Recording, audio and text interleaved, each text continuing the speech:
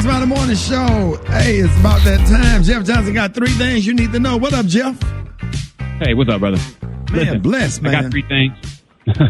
I am too, man, and I'm even more blessed that the terrible reign of Donald Trump is coming to an end, no matter how much he tries to hold on to it. And There's been a whole lot of conversation. There was an anonymous quote this week, Rick, that where a Republican was quoted as saying that, you know, what's the harm in just giving him some time? And that ultimately they were saying that they needed to give him space so that he would continue to support the GOP in mobilizing his voters for the Georgia Senate races. And so even the Republicans' failure to not just acknowledge the Constitution, because it's not so much that, but just the process of transition of power is, again, just about politics. And listen, John Bolton, who's the former national security advisor to President Trump, said this coddling strategy is exactly backwards. The more Republican leaders kowtow, the more Trump believes he's still in control, and the less likely he will do what normal presidents do. I mean, the concern that I have there, Rick, is when in the hell did he ever do what normal presidents do? Right. So us expecting that that's going to happen is pretty ridiculous. What I am thankful for, I was talking to some students yesterday, Rick, at Georgetown Day School, just about kind of our reflections about the election.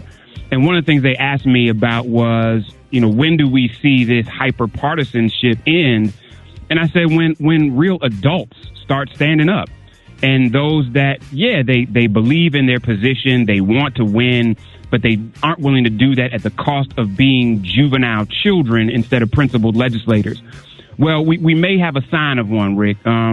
Republican senator out of Oklahoma, Senator James Lankford, said yesterday that he's going to intervene if the Trump administration doesn't allow President-elect Biden to access presidential daily intelligence briefings.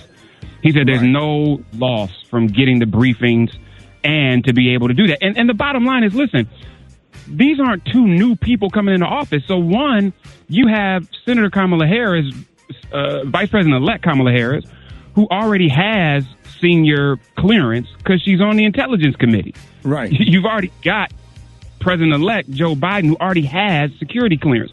So you're not even talking about granting security clearance that previously didn't exist.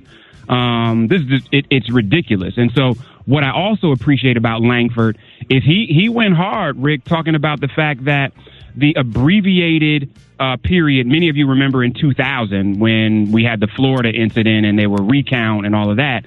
He said that abbreviated transition in many cases added to the lack of preparation for 9/11. And he doesn't want to see a lack of preparation in this administration's transfer of power getting in the way of national security. And so, listen, I'm going to call him as I see him. So big up to Senator James Lankford for acting like a damn adult amongst a bunch of children and saying what not only needs to be said, but showing what leadership looks like, especially when you lose. And so, you know, the thing that's most interesting, Rick, in all of this is for all of his attempt to continue to be president, he ain't doing nothing. We haven't seen Trump. COVID numbers are going up. Right. Almost every state is spiking. The economy is in trouble. People are in need. They don't know what's going on. He's fighting to call an election a crime, or that it was stolen, or that there was fraud. But in the midst of all that, he's not being president. And that, to me, is the fundamental sign for us to just say goodbye, because he doesn't really want to be president.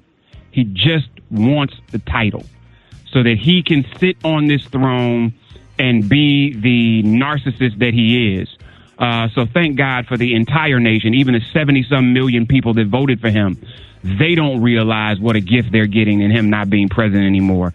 And so let's all of us make this transition continue to put us in a place to hold these current officials accountable for the things that we want, and pay attention to a pandemic that we've got to get on the other side of, and an economy that we have to improve in the midst of all the other things that this country needs. So those are 3 things I got, Rick. Y'all can hit me at Jeff's Nation on all social media, and I'll talk to y'all next week. Hey, man, I appreciate that, Jeff. Thank you, sir. Jeff.